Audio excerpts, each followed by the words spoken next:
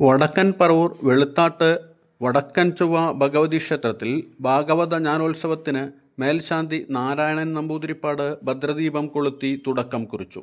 ക്ഷേത്ര ഭാഗവതാചാര്യൻ സജീവ് മംഗലത്ത്, Ajith Namboothiri പള്ളത്തടുക്കം, Kalidasan Namboothiri കോന്നശ്ശേരി, V K Harikrishnan തുടങ്ങിയവർ പങ്കെടുത്തു.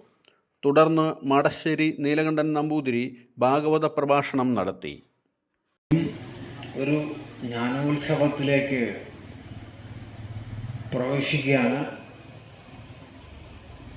ഇതിനെല്ലാം നമുക്ക് ഒരു അവസരം ഉണ്ടാക്കിത്തന്ന ആള് വേദവ്യാസ മഹർഷിയാണ്.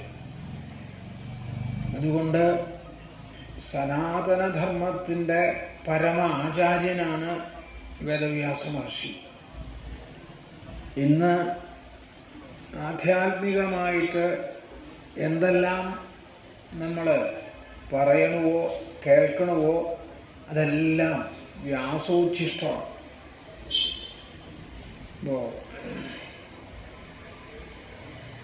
ഒന്നായ വേദം നാലാക്കി അനവധി പുരാണങ്ങൾ വേദവ്യാസൻ നമുക്ക് തന്നു. മഹാഭാരതം പോലെ ഇതിഹാസം രചിച്ചു. വേദം നമുക്ക് കൂടുതൽ മനസ്സിലാക്കാൻ സൗകര്യത്തിന് വേണ്ടിയിട്ട് വേദാന്ത സൂത്രങ്ങൾ രചിച്ചു. 4 അധ്യായത്തിൽ അനവധി സൂത്രവാക്യങ്ങളായിട്ട് വേദത്തിനെ പഠിക്കാൻ കുറച്ചും കൂടി എളുപ്പമാക്കി വെച്ചു. അപ്പം അങ്ങനെ വ്യാസന്റെ പ്രസാദം കൊണ്ടാണ് ഇതെല്ലാം ലഭിച്ചത്. ഇപ്പോൾ ഭഗവത്ഗീതയുടെ അവസാനത്തിൽ സഞ്ജയൻ തന്നെ പറയുന്നു, വ്യാസപ്രസാദാൽ ശ്രുതവാൻ ഏതൽ ഗുഹ്യമഹം പരം. അതിഗുഹ്യമായ ഈ ഗീതാതത്വം വ്യാസപ്രസാദാൽ ശ്രുതവാൻ, വ്യാസന്റെ പ്രസാദം കൊണ്ടാണ് എനിക്ക് കേൾക്കാൻ സാധിച്ചത് എന്ന് സഞ്ജയൻ പറയും.